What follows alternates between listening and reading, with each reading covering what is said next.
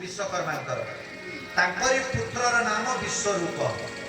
ए विश्वरूप ब्राह्मण हेले गंधर्व हेले जेहेतु दैत्य आउ देवता दी जनकर मिश्रण जन्म हेले तेणु विश्वरूप पाखक गले विश्वरूप को कहले तुम्हें आमर पुरोहित हो जाओ गुरु हो जाओ। विश्वरूप कहला नरकाय वृत्ति यदि चेत पौरोहित्यम समाचरे खराब भाविब नहीं इंद्र तुम परी जजमान रो गुरु हेबा पुरोहित हवा सीधा नरक को जीवार बाट।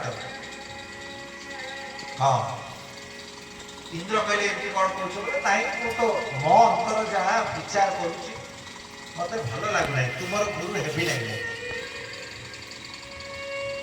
किंतु सही समय रे अन्य देवता देखिले दैत्य आक्रमण कले स्वर्ग उपरे गुरु को बिना कौन से अस्त्र शस्त्र काम दब नहीं कारण गुरुंकर अनुमति हेले देवतांकर अस्त्र शस्त्र प्रयोग हुए। तेणु कहले समस्त देवता और ऋषि भी आसीगले कहले हे विश्वरूप तुम्हें जहाँ हेले भी यही समय किछि बाट देखाओ। विश्वरूप गंधर्व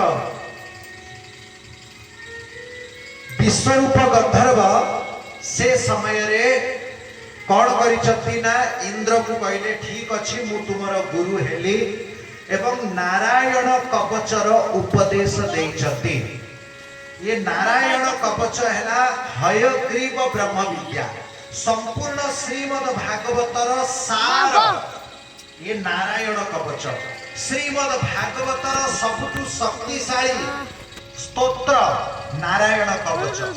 श्रीमद् भागवतर जो शक्ति कीलक से है नारायण कवच ताकू हयग्रीव ब्रह्म विद्या बोला जाए। ये हयग्रीव ब्रह्म विद्या कौन हयग्रीव रूपरे दधीची मुनि यही ब्रह्म विद्यार दान करथिले। अश्वशिरा ऋषि दधीची मुनि को बोला जाए। यार अर्थ कौन दिनकर कथा अश्विनी कुमार किए सूर्यकर पुत्र देवतांकर डाक्तर हैला देव वैद्य एई अश्विनी कुमार दधीची मुनि को पाखरे जाइछथि। दधीची मुनि को कहिले आपण हमकु ब्रह्म विद्यार उपदेश दियतु।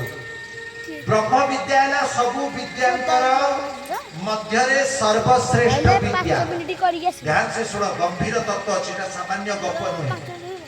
3 मिनिट हेबो 3 मिनिट हला दधीची कहले ठीक अछि एबे मु गोटे अन्य कर्म करूची पूजा कर्म सरी जाऊ 2-4 दिन परे तुमे आसीबो। पछरे इंद्र आसिला कहला हे दधीची ये अश्विनी कुमार कौन पाई आसीथिले कहले ब्रह्म विद्या नेबे बोली आसीथिले। कहले कौन हैला से जाति रे वैद्य ओझा सिए कौन चाहिए ब्रह्म विद्या नेबे मु देवराज इंद्र मते जदी ब्रह्म विद्या मिली नहीं तांकु काई मिलिबो।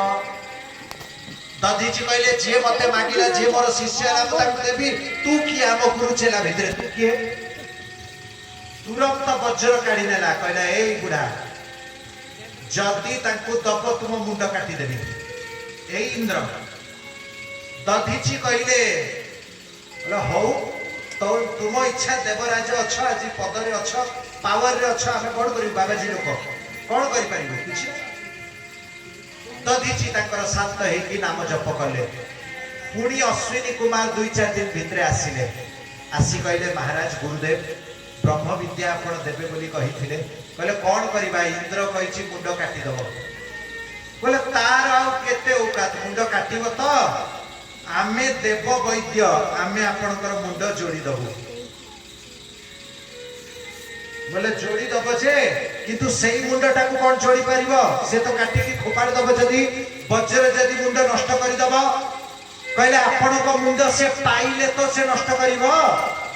बोले केमिति बोले मुंडटा आमे आगोदिरा काढी की रखी नबो केमिति बोले आपण अनुमति देले सब हे जीवो। बोले हो अनुमति देली जहा करिवो करो। बोले गुरुदेव क्षमा करिवे आपणको मुंड एबे आमे काटिबो। बोले तापरे बोले आपण देखो तू कोन करूची अश्विनी कुमार नाथ चलाନ୍ତୁ